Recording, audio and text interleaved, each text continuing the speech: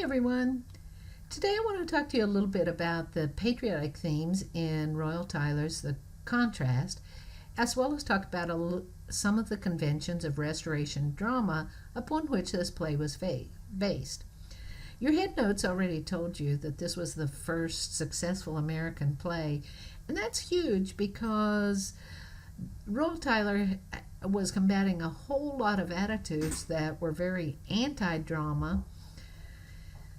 Some of those arose from Puritan sentiments in New England, and some arose from a discontent or a lack of knowledge of drama anyway. So, on the screen before you is the opening of the prologue.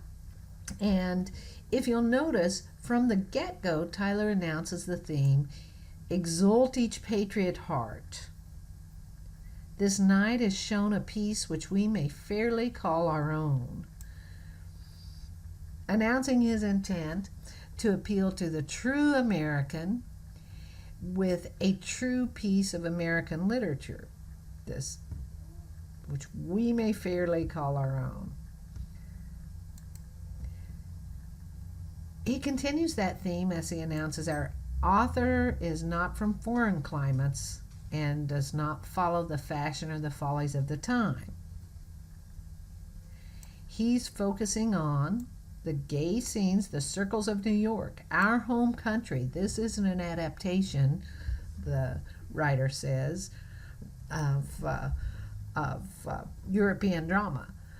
That's somewhat ironic because, of course, it is an adaptation of European drama, and you may, if you're reading this out loud, you've already noticed these rhyming couplets: shown, own, grace, place, climes, times. That is very much the pattern of Restoration drama, and even the structure of the play itself is modeled on the Restoration drama with the big poofy wigs and the overblown costuming, and as Megan said so well in her post, the kind of pretense, social pretense. Anyway, so there's part of what's so patriotic. And let me scroll down just a little bit and talk a little more about how these patriotic themes pop up.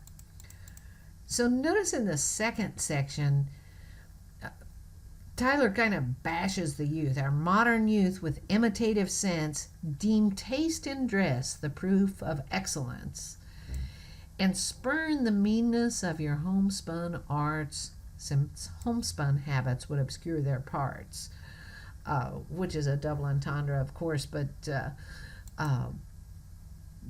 this elevation of the lowly, elevation of what is homespun, the made in the United States. Well, it couldn't have been the United States just yet.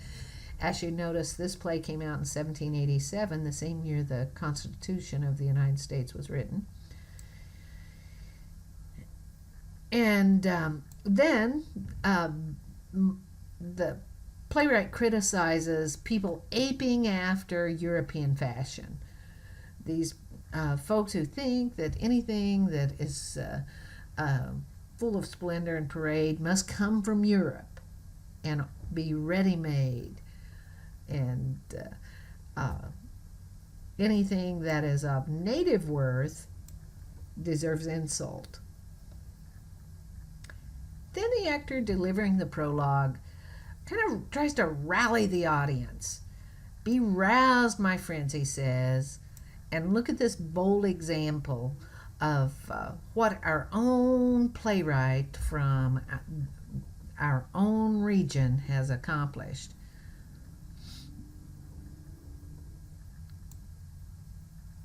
It's such a noble cause that just being willing to attempt it demands applause. But there's more that can be offered up, the actor says.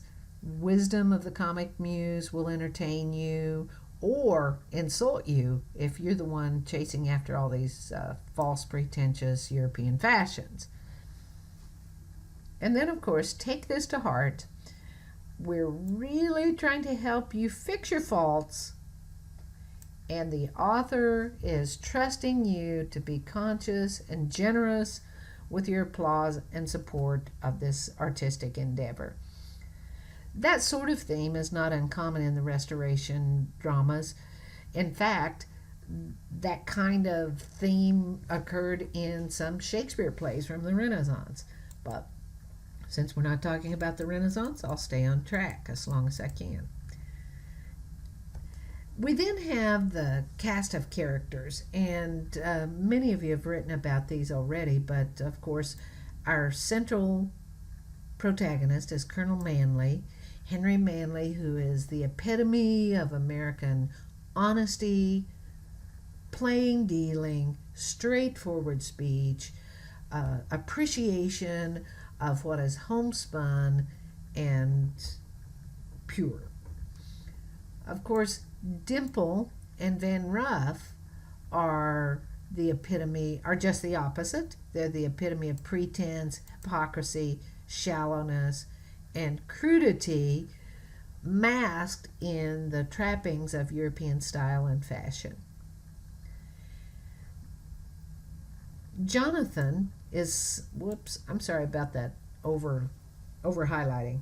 Jonathan is a counterpart of Henry Manley. As you have noted, he is Manley's servant, and he's kind of a chip off the old block in a way. He also is honest and straightforward, and his lowly speech allows him to play a kind of fool-like character, but of course we learn he's anything but a fool as he deflates the ego of other characters in the play.